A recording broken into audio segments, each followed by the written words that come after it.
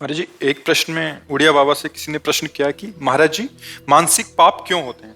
बाबा का 2 शब्दों में उत्तर था कि पूर्व संस्कारों से। और फिर दूसरा प्रश्न था कि यदि कोई मानसिक पाप हो जाए तो उसका क्या प्रायश्चित है।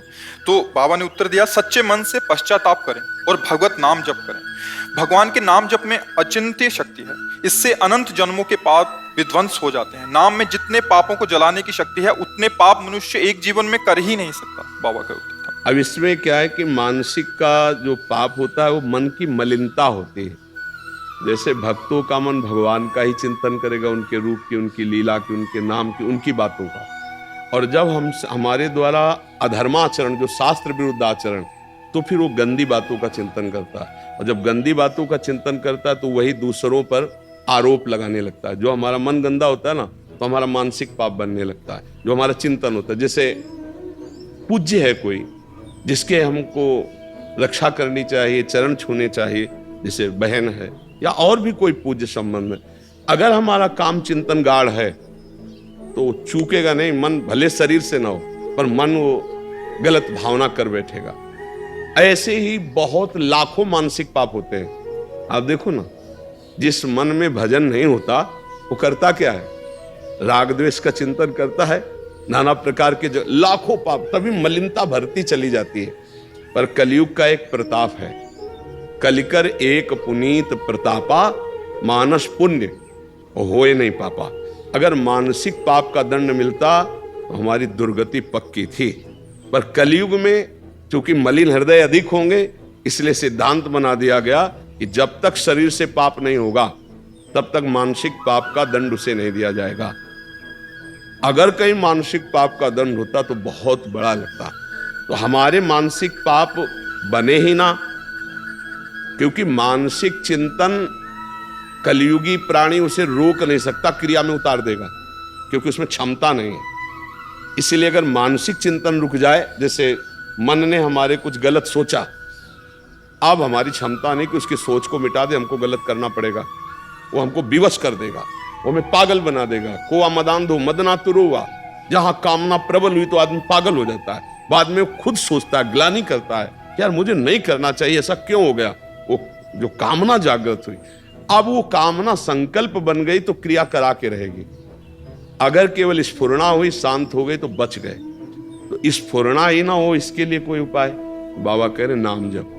भगवान के नाम जप से सारी मानसिक मलिनता भस्म हो जाएगी। वही चिल्ला चिल्ला के कहते कि राधा राधा राधा राधा हर समय रटते रहो, बच जाओगे।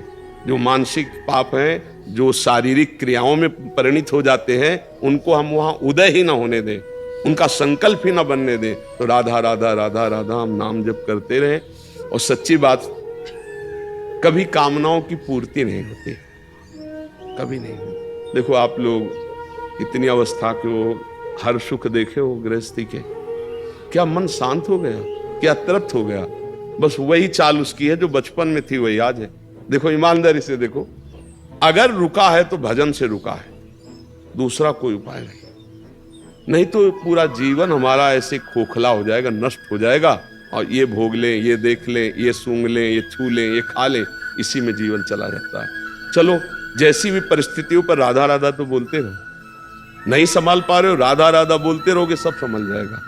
नाम जप में बड़ी सामर्थ्य है भगवान का। और एक बात बाबा कह रहे हैं कि तुम चिंता ना करो, अगर आगे पाप तुमसे ना बने, ऐसा तुम भजन कर लो, ऐसा अपना आचरण सुधार लो, तो कह रहे तुम्हारे सारे पाप नष्ट हो जाएंगे। इतने पाप तुम कर ही नहीं सकते जितने नाम में पाप नाश की सामर्थ्य है। महाराज जी, एक इसमें बाबा कह रहे हैं कि नाम जप में अचिंत्य शक्ति है। अचिंत्य का तात्पर्य होता तुम सोच भी नहीं सकते कि उसमें कितनी सामर्थ्य है। अरे जब भगवान को अधीन कर लेता है नाम जपक, तो और तो बात है। सुमीर पवन सुत पावन नामू, अपने बस करी राखे रामू। भगवान को अधीन कर लिया तो और शक्ति की क्या बात। और भगवान भी नाम की महिमा को नहीं पूर्ण रूप से गाए। वो कहूं कहां लगी नाम बढ़ाई, और राम न सके नाम गुण गाई। इसलिए अचिंत शक्ति। स्वयं भगवान वर्णन करना चाहे तो नाम की महिमा का वर्णन नहीं कर सकते। नाम जापक भगवान अजित को अपने अधीन कर लेता है, तो अचिंत शक्ति नाम की है कि आप सोच भी नहीं सकते कि नाम जप से क्या क्या हो सकता है। इसलिए निरंतर नाम जप का जो अभ्यास है वो अचिंत शक्ति को जागृत करता है। थोड़ा बारा तो लगभग जो थोड़ा सात्विक है वो तो जपते हैं, करते हैं, पर बात बनेगी निरंतरता में। कोई श्वास टूटे ना, छूटे ना नाम में। राधा राधा राधा राधा राधा राधा। जब श्वास ऊपर जाए तो राधा, श्वास नीचे आए, श्वास श्वास नाम जपे तो दुविधा रहा है न कोई, अर्थात निश्चित भगवत प्राप्ति हो जाएगी। और ये कलयुग है, इसमें और साधन नहीं होने वाले, पक्का। ये कलिकाल मलायतन मन कर देख विचार, श्री रघुनाथ नाम बिन नाही नान आधार। जो नाम जप नहीं कर रहे हैं तो अन्य कोई साधन इतने प्रबल कलयुग में सिद्ध नहीं हो जाते कि वो भगवत प्राप्ति करा दे। इसलिए नाम जप, जैसे यज्ञ है भगवान की प्राप्ति का उपाय है। बताओ, पहले राक्षस लोग यज्ञ को नष्ट करने के लिए हड्डी या मांस डाल देते, थोड़ा वो भ्रष्ट हो गई यज्ञ। विश्वामित्र जी इसीलिए तो श्री राम जी को साथ की निशाचर, अब आप घी बाजार से खरीदो और उसमें चर्बी मिली हो तो यज्ञ होगी?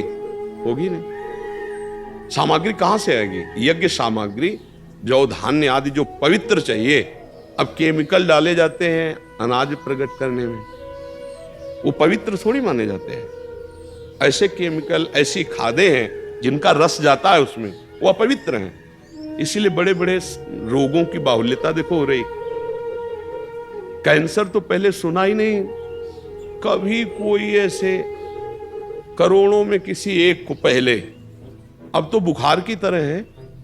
जैसे बुखार नहीं, उनको आया फिर उनको आया, ऐसे कैंसर बढ़ रहा है क्योंकि अन्न दूषित हो रहा है। तो जब हविष्यान्न दूषित है तो हम कैसे यज्ञ करें?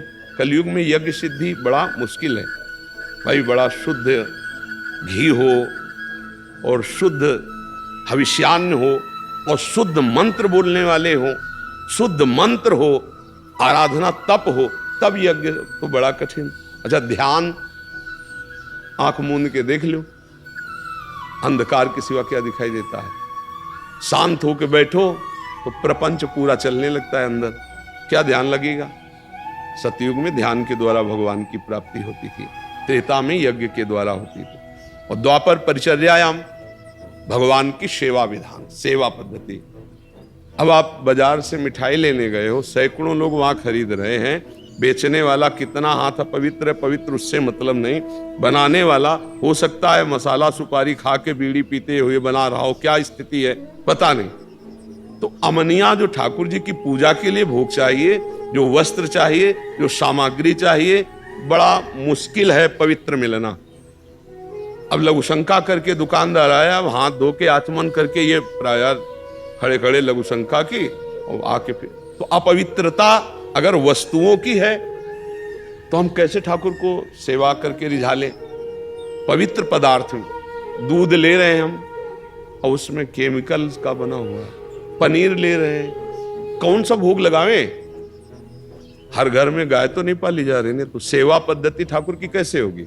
गाय के दुग्ध से स्नान कराया, गाय के घी से बने हुए पकवान सुंदर भोग लगाए, भगवान की आरती उतार, कहाँ है? कोई बिरला ही नहीं। तो अब कहाँ सेवा भाव कि हर घर में 2-4 गाय हैं और उनको अब तो आधुनिकता, ट्रैक्टर का जमाना, तो हम भगवत सेवा के बल से भगवान को प्राप्त कर ले, ये भी बड़ा कठिन हो गया। ये द्वापर में था, द्वापर में परिचर्यायाम। अब एक उपाय रह गया है, कलौ तद्धरि कीर्तनात्, भगवान के नाम का जप और कीर्तन यही मंगल करेगा। इसमें अपवित्र पवित्रो वा सर्वावस्थांगतो पिवा या स्मृत पुंडरीकाक्षम स्वायाभ्यंतरा शुचि, चाहे भीतर से चाहे बाहर से, दोनों जगह से तुम परम पवित्र हो जाओगे यदि नाम चल रहा है। कृष्ण कृष्ण श्याम श्याम, राधा राधा, राम राम, जो भगवान का नाम प्रिय लगे, जो गुरुदेव ने दिया हो, खूब नाम जप करो, इसी से परम मंगल हो जाएगा। अचिंत शक्ति नाम में विराजमान, मतलब तुम सोच नहीं सकते, करतुम अकर्तुम अन्यथा करतुम, सर्व समर्थ भगवान का नाम है, बस जपने लगो। जैसे गरीब आदमी 1-1 रुपया जोड़ता है, ऐसे राधा राधा राधा राधा राधा राधा, चाहे नहाए हो या ना नहाए हो, अपवित्र पवित्र हुआ, सोच में बैठे तो भी अंदर अंदर जप रहे राधा राधा राधा। मतलब सोच में दिल फेल हो जाए तो क्या करो? तो शौच में भी हमें अलर्ट रहना है। शौचालय में गए, राधा राधा, नाम के लिए कोई निषेध नहीं, मंत्र के लिए निषेध, मंत्र नहीं जप सकते, नाम को कहीं भी जप सकते हो। अपवित्रा पवित्रो वा, चाहे पवित्र हो चाहे पवित्र हो, तो खूब नाम जप करे तो शारीरिक मानसिक सब पापों से मुक्ति मिल जाती है और भगवान हमें अपनी शरण में ले लेते हैं। हमारा आवागमन जो जन्म मरण का चक्र है, इससे छुटा देते हैं।